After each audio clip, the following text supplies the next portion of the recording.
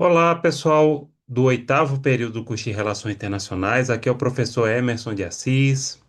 Vamos prosseguindo na nossa disciplina de Direito Internacional do Comércio, agora no ponto 2, Evolução e Teorias do Direito Empresarial e Noções sobre Direito Empresarial Brasileiro. No Brasil, o Código Civil de 2002 ele unificou o direito civil e comercial e passou a adotar o termo direito de empresa no seu livro 2, porque a gente mudou de teoria e a gente passou a trabalhar com a teoria da atividade empresarial. Então, direito empresarial é o conjunto de princípios, regras e instituições, né, que regulam os atos de comércio ou atividade empresarial. Antes de 2002, a legislação brasileira adotava a teoria dos atos de comércio, por isso que a gente chamava direito comercial. Após 2002, a gente passou a adotar a teoria da atividade de empresa, e é por isso que a gente chama, dentro do contexto de direito brasileiro, direito empresarial. O princípio da continuidade da empresa consagra seu fim social em produzir e gerar empregos. Isso significa que na legislação brasileira deve sempre favorecer a recuperação, seja judicial ou extrajudicial, e a continuidade da empresa pela questão da geração de empregos e de desenvolvimento econômico, né? Uma finalidade social dela. É por isso que não se pode mais pedir falência direto de uma empresa no direito brasileiro, deve-se fazer um plano de recuperação judicial ou extrajudicial, que se não for cumprido, aí sim é reconhecida a falência, né? Empresa é a atividade econômica organizada para a produção ou circulação de bens e serviços no mercado, visando o lucro. Veja só, empresa produz bens ou serviços, mas sempre visando o lucro. Se produzir bens e serviços e não visar lucro, aí não é empresa, é uma atividade do terceiro setor. Vocês nas RIs trabalham muito com a questão do terceiro setor. A própria ACES é uma instituição do terceiro setor, né? Ou seja, circula serviços, mas eventualmente o que cobra é para a manutenção das suas atividades, pagamentos de professores, etc, etc, porque nesse caso não visa o lucro para os sócios, né? É, quando é empresa, sempre visa o lucro. Quais são os aspectos da empresa? O subjetivo é a pessoa do empresário e o funcional, a atividade econômica organizada, né? E quais são as funções da empresa? Basicamente, a empresa tem quatro funções: econômica, produção de bens e serviços, desenvolvimento econômico e a função social, que é a geração de empregos. Empresário seria uma pessoa natural ou pessoa física. Pessoa física e natural é a mesma coisa, tá? É o ser humano nascido com vida. Que exerce profissionalmente atividade econômica organizada, visando o lucro. O Código Civil de 2002 adotou essa expressão em substituição do termo comerciante. Do ponto de vista técnico, é mais correto a gente chamar de empresário, tá? Comerciante não. Por quê? Por conta da legislação, né?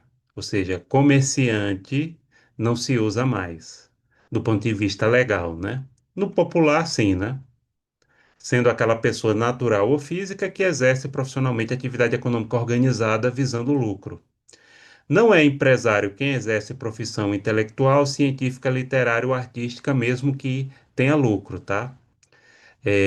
Excluindo essa parte intelectual, científica, literária ou artística, as demais atividades, por exemplo, supermercado, farmácias, indústrias, aí sim é empresário. Então, quem trabalha nessas áreas, intelectual, científica, literária ou artística, é um profissional dessas áreas, mesmo que ele vise lucro vendendo as suas obras, fazendo suas apresentações, ele não é considerado empresário do ponto de vista legal.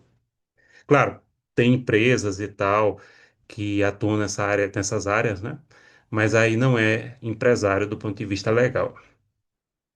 É obrigatória a inscrição do empresário no registro público de empresas mercantis nas juntas comerciais.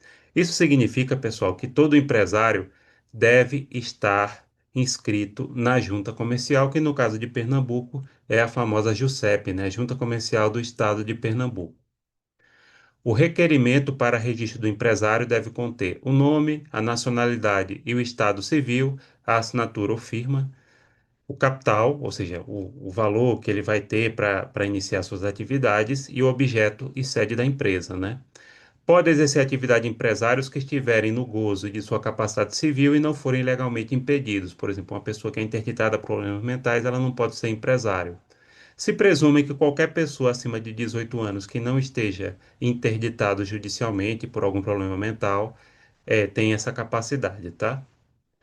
Cônjuges podem ser sócios, desde que não estejam casados em comunhão universal de bens ou separação obrigatória.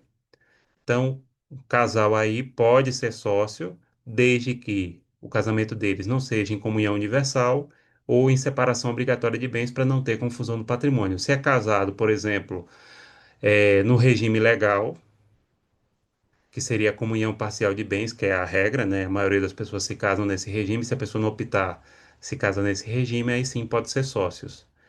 Estabelecimento, por sua vez, é o complexo de bens materiais e imateriais organizados para o exercício da empresa, universalidade de direito que acompanha até a dívida contabilizada. Olha, tem gente que pensa que estabelecimento é a sede física da empresa. Não, pessoal. O estabelecimento é tudo junto e misturado. Inclusive a marca da empresa, tá? Faz parte do estabelecimento. Não só a sede física. A própria clientela também é considerada as dívidas, tudo é o estabelecimento. Então, quando você fala comprar um estabelecimento, é comprar a empresa como um todo. Elementos do fundo empresarial. O ponto, que seria o lugar que ela funciona, afirma a razão social, é individual, sociedade ou denominação, que, por exemplo, seria não sei o que limitada. A marca, quando ela tem, né? Nem toda empresa tem marca, mas é muito importante, e às vezes a marca pode valer mais do que a própria empresa, do que os bens materiais da empresa. O aviamento, que seria, por exemplo, aqueles produtos colocados à disposição para vender, e a freguesia. A freguesia integra, perdão, o fundo empresarial. As sociedades empresariais, elas são formadas por pessoas que reciprocamente, perdão, se obrigam com bens e serviços para exercício da atividade econômica que sempre visa lucro, nos termos do artigo 981 do Código Civil. Existem dois tipos de sociedade: a empresária, que é a que visa lucro, e a simples, como a associação e cooperativa, que não visa lucro diretamente, só para os seus associados, né? Mas não para a entidade em si. Ela não distribui dividendos, nada disso. Ela visa a sua manutenção, a associação ou a cooperativa, e visa também a remuneração dos seus membros, né? Mas são empresas, sociedades, perdão, de natureza comunitária, diferente das empresas, né? E visam sempre o lucro. Pronto, pessoal, paramos por aqui, o nosso ponto 2. Logo, logo a gente continua. Até mais vez, estou sempre à disposição da turma. Tchau, tchau. Um grande abraço para vocês.